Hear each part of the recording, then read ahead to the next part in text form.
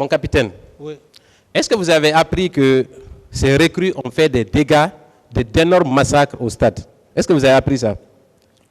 C'est une information que personne ne peut...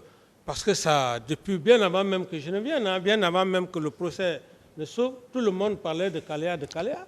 Très bien. Il y a eu 300 jeunes qui ont été mobilisés et entretenus au camp Alpha Yaya Diallo les jours qui ont précédé le massacre. Est-ce que c'était possible que ces recrues-là restent dans ce camp sans que vous ne soyez informé, mon colonel? Bon, capitaine, est-ce que c'est possible? Bon, par rapport à cette question, maître, avec tout le respect que j'ai pour vous, je ne parlerai pas à la place du général Sekouba. Et d'ailleurs, j'apprécie même un des avocats très chevronnés qui a même dit ici que 9000 recrues. Alors, je pense que cet avocat ne savait pas comment le recrutement s'était passé. Il dit 9000 recrues dans une région. Aujourd'hui, le général Sekouba, qu'il vienne en face, devant le président du tribunal. En attendant que le général ne vienne. S'il vous plaît, maître, mais s'il vous plaît, vous ne pouvez pas monopoliser la parole. Non, je vais au bout de mes idées. Si vous ne voulez pas, on arrête. Monsieur Camara, s'il vous plaît. Mais également, c'est vous qui présidez cette affaire. S'il vous plaît. Par rapport à ce au général. S'il vous plaît, monsieur Camara. Ouais. Voilà, si vous faites trop de commentaires, on va vouloir vous arrêter. C'est pourquoi il faut répondre aux questions deux fois de la façon la plus simple. Mais si vous rentrez dans trop de commentaires, voilà, votre interlocuteur va s'impatienter, voilà, il va vouloir vous arrêter. Bien compris, Monsieur le Président. La question, maître. Voilà, mon capitaine. Oui. Comme je le disais, est-ce qu'il est possible que 300 recrues séjournent au camp Alpha Yaya Diallo, siège de votre gouvernement, siège de la présidence à l'époque, pendant des jours, sans que vous ne soyez informés? Est-ce que c'est possible? Je n'ai pas de réponse à cette question. Très bien.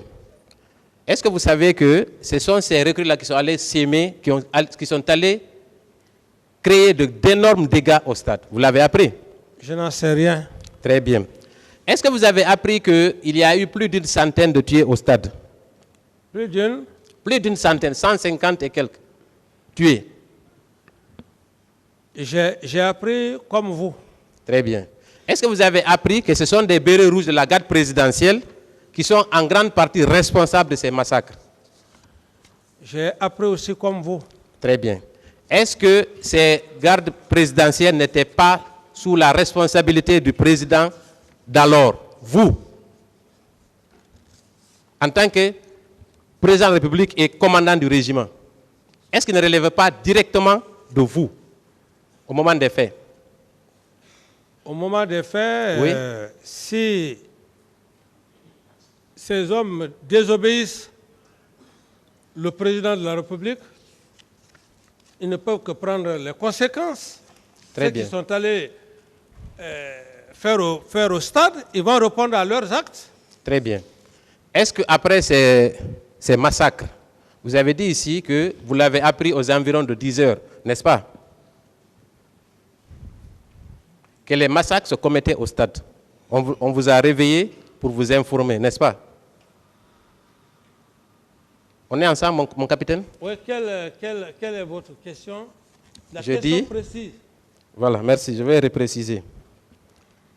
Le jour du 28 septembre, quand les bérets sont allés s'aimer la mort au stade, à quelle heure vous avez été informé, mon capitaine?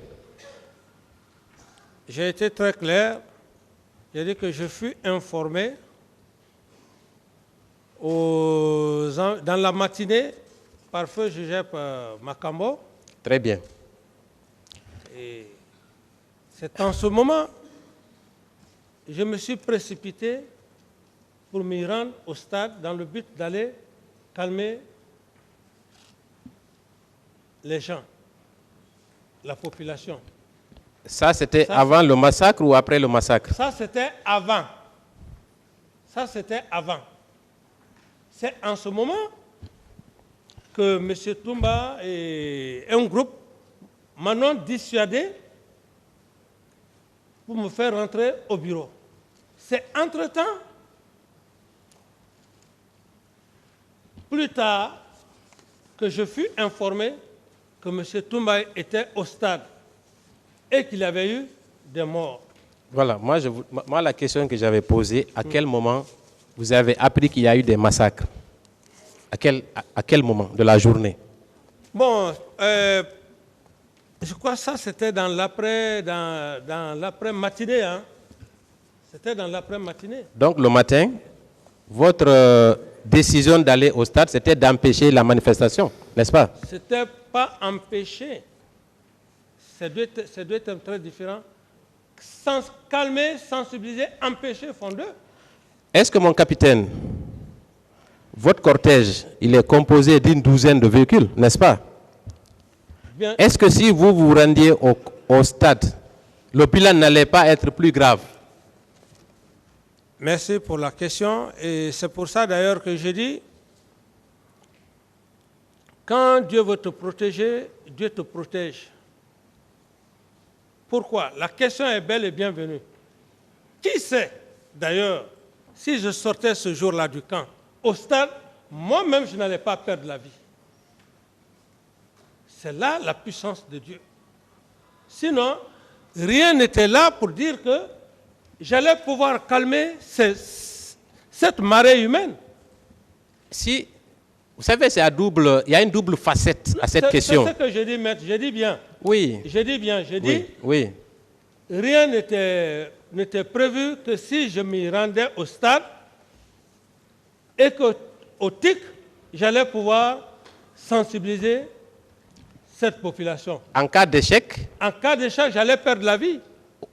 Ou alors, vos hommes auraient ouvert le feu sur les manifestants? Bon, ça, moi d'abord, c'est ma vie que je parle. Ah, donc la vie des autres ne compte pas? Quand je dis c'est la vie, ouvrez le... La vie de vos concitoyens ne compte pas? Attendez. Quand je parle de la vie, je veux dire l'idée qui m'animait pour aller calmer les gens. Est-ce que je n'allais pas perdre la vie si je m'y rendais ce jour? C'est ce que je veux vous faire savoir. Ou peut-être que vos éléments, la garde présidentielle qui était hostile à toute manifestation, peut-être qu'elle aurait ouvert le feu aussi sur les manifestants. C'est une possibilité, non? Oui, c'était une possibilité. Voilà, très bien. Ouais. Donc, c'est des gens qui étaient déjà formatés à l'idée de réprimer. Bon, ça, je pense qu'il faut juger les faits tels que ça s'est passé. On va continuer.